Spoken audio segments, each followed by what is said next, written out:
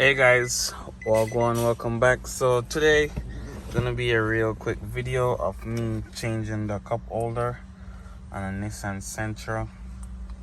This is from 2019 down. So this is how to change your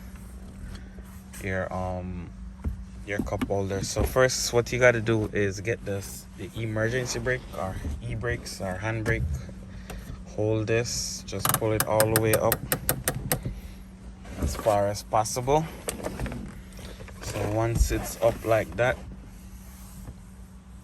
what you can do next is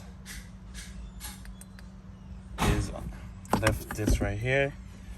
You want to get your flathead screwdriver, get between right here, and take your time. So pull up on it like this. So you want to work your way. So as you see, it might come up. So once you get it between the grooves, you just want to go up, work your way right around. So once that lift up freely, you can just pull this out like this. It's probably the parts number right there. So this is your cup holder for your Nissan Altima. Not Altima, your Nissan Sentra. So that's how you change that. I'm gonna go ahead and get another one and install it. The reason why I'm changing it is because I have this burn spot right here. And if yours have a mat, you can take out your mats as easy as that. So just remove your mats once yours have a mat.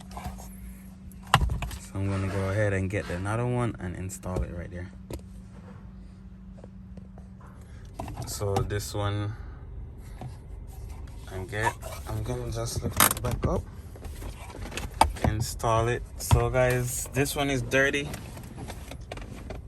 You can go ahead and clean it before you actually install it, and once you clean it, you can install it, because it would be easier to clean outside of the car than inside of the car.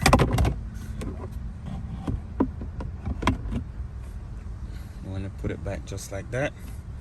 Once you put it on, all the clips line up with the where it's supposed to go, is like right there. Just go ahead and tap it, and that's it. Please go ahead, like, comment, share, subscribe to the channel.